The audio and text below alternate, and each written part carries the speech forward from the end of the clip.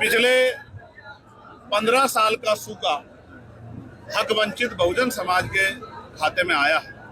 पिछले 15 साल हो जाएंगे 2027 में कि वो जुल्म जाति अन्याय अत्याचार के शिकार हो रहे हैं और सरकार की जो योजनाएं हैं वो भी ऊंचे मकान और फीके पकवान जैसी। इसलिए हक वंचित समाज में भाईचारा बना के और बूथ सेक्टर संगठन को जो है विधानसभा के संगठन को मजबूत करके आजाद समाज पार्टी 2027 के चुनाव को मजबूती से लड़ेगी। मेरे पास है प्योर पाव भाजी का मसाला, पाव भाजी मसाला, पाव भाजी को टेस्टी बना डाला, सबका राजा आल प्योर मसाला। और जो त्रिस्तरीय पंचायत चुनाव हैं उनको भी बहुत मजबूती से लड़ेगी। उसी की तैयारी के लिए मंडल वाइज ये समीक्षाएं और प्रभु सम्मेलन चल रहे हैं।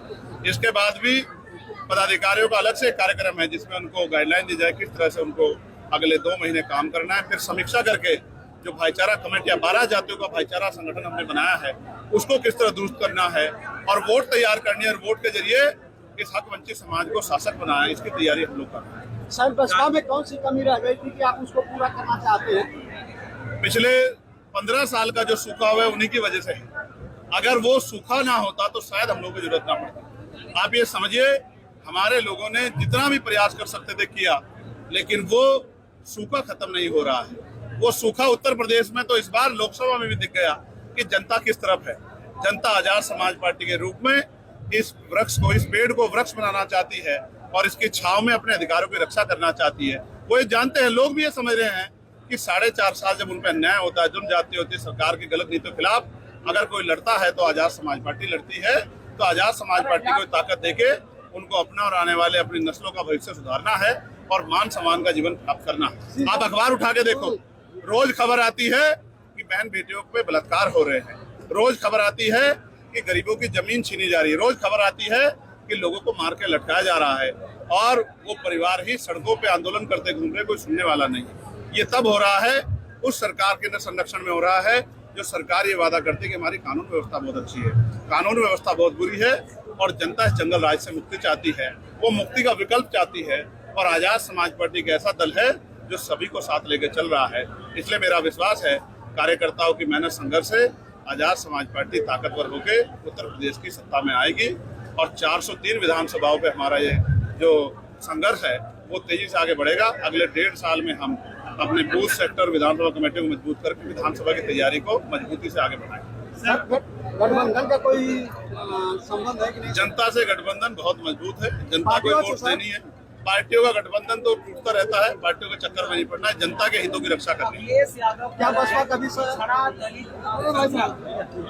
एक अभी जिला पंचायत का त्रिस्तरीय चुनाव है, उसके बाद फिर 2027 में चुनाव आएगा उत्तर प्रदेश का।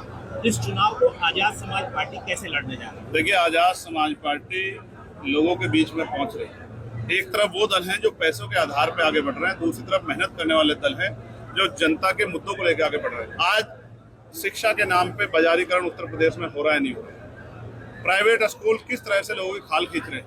हर साल नया सिलेबस देते हैं, सिलेबस के लिए दुकान बताते हैं कि वहीं से किताबें मिलेगी, फीस अपने आप तय करते हैं। गरीब अभिभावक परेशान है, सरकार ने कोई सुध नहीं। अस्पतालों में किस तरह की चोर बाजारी हो रही है, गरीबों की जेब काटी जा रही है, ये भी किसी छिपाव नहीं।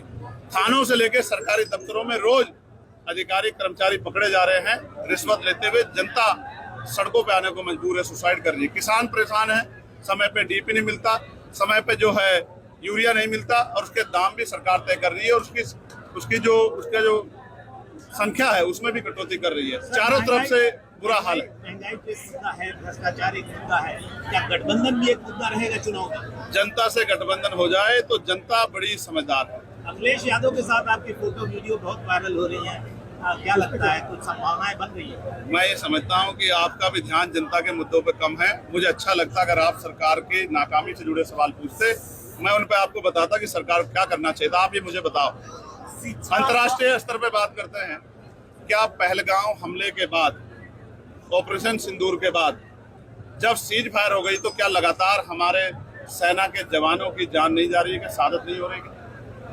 बिहार के 3 लालों को शहादत जो है, इम्तियाज साहब को, राम प्रसाद बाबू को, मनीष कुमार को जो है 14 तारीख को गोली लगी।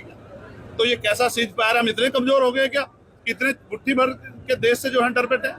सर आप संसद में हैं, संसद सदस्य हैं, आप भी कुछ सुझाव दे सकते हैं जनता को। मैंने क्या सुझाव भी दिया और मैंने विशेष सत्र बुलाने की मांग भी की।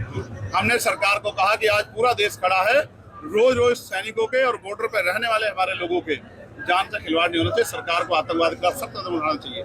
लेकिन हमारे समझौते तो अब अमेरिका में बैठे अमेरिका के नेता करा रहे हैं। हम इतने कमजोर तो नहीं थे, हम तो तब भी कमजोर नहीं थे जब 20 साल पहले थे। अब तो हम आगे चल रहे हैं। सर ऑपरेशन सिंदूर में एक सांसदों का डेलीगेशन जा रहा है जिसपे बहुत राजनीति हो रही है, क्या चंद्रशेखर रावण को भी उस डेलीगेशन में होना चाहिए? नहीं, मुझे इस तरह का कोई जो है जो अभी इन्फॉर्मेशन नहीं है कि मुझे उसमें रखा गया है। हालांकि मैं अब ये भी बात स्पष्ट कर दूं कि डॉक्टर बाबा साहब अम्बेडकर ने कहा था कि हम अंत्य भारतीय हैं, हम प्रथम और अंत्य भारतीय।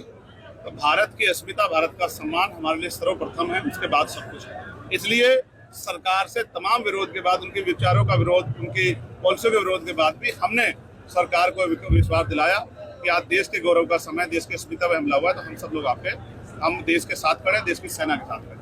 सर एक सेना को लेकर जो जाति और धर्म के मामले भारी हो गए, मैं इससे सहमत नहीं हूँ। सेना की कोई जाति नहीं होती, सेना का कोई धर्म नहीं होता।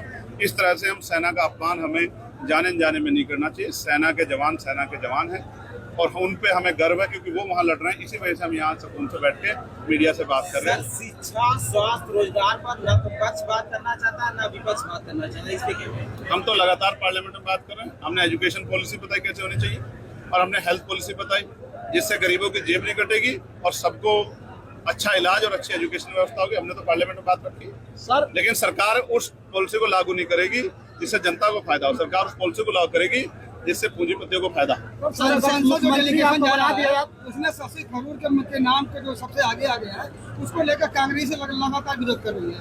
यार, मैं आजाद समाज पार्टी के विषय से ये कह रहा हूँ कि सरकार ने केंद्रीय जनगणना की बात की है, उसकी टाइमलाइन भी तय कर दें, डेडलाइन भी तय कर दें तो ज्यादा अच्छा हो जाएगा, वरना ये चुनावी जमला हो जाएगा और चुनावी जमले के बाद सरकार को जनता के गुस्से से, आक्रोश से जो है रूबरू होना पड़ेगा।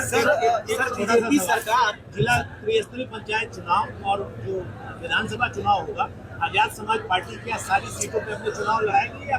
जिला पंचायत का चुनाव आजाद समाज पार्टी अपने बलबूते पे, त्रिस्तरीय पंचायत चुनाव अपने बलबूते पे लड़ेगी और बाकी के फैसले पार्टी के होंगे। लेकिन मैं आपको पूछना चाहता हूँ और बताना चाहता हूँ, गाजीपुर की सड़कें मैंने आज देखी। क्या आप ईमानदारी से बताइए, क्या गाजीपुर की सड़कें इस सरकार के झूठ का खुलासा करती नहीं करती? क्या हाल है गाजीपुर का? गंदगी का की क्या हाल है? पानी की व्यवस्था क्या हाल है? आप बताइए, क्या गाजीपुर की सड़कों के लिए मुख्यमंत्री जवाबदेह है या नहीं है? केंद्र की सरकार जो नेशनल हाईवे बनाती है उससे तो हम लोग सवाल वहाँ पार्लियामेंट में करते हैं, लेकिन राज्य सरकार जो है जो बड़े बड़े वादे करती पीठ ठोकती है, तो मुख्यमंत्री जवाब देगी गाजीपुर विकास से छूता क्यों है? गाजीपुर के हर 100 मीटर पे गड्ढे क्यों है? क्या गाजीपुर जिले के लोगों के आत्मसम्मान के साथ खिलवाड़ करने का अधिकार सरकार को मिला है? चंद्रशेखर जी, एक अंतिम सवाल। अभी आपका मैं सुन रहा था स्पीच, उसमें आपने कहा कि संविदा कर्मियों को आप परमानेंट नौकरी करने जाएंगे अगर आपकी सरकार आई। Yes. इस दावे में कितनी सच्चाई? इसमें पूरी सच्चाई है। जिस तरह पार्लियामेंट में मैं निजी क्षेत्रों में आरक्षण का बिल लेके आया था, वो बिल नहीं था, वो ये भी सच्चाई थी कि होना चाहिए। उसी तरह से जितने संविदा कर्मी भाई हैं जो अलग अलग डिपार्टमेंट में आज डर रहे हैं कि कल उनकी नौकरी पे खतरा पैदा हो सकता है, मैं उन सबको विश्वास दिलाता हूँ कि वो घबराए नहीं, वो सेवा कर रहे हैं। उनकी सेवा को पक्की सेवा करने का हम लोग करेंगे। कुछ तो सस्ता लो, सब बढ़िया लो, इसमें क्या खास बात है? थोड़े में ज्यादा स्वाद, यही तो है इसकी खास बात। मसाला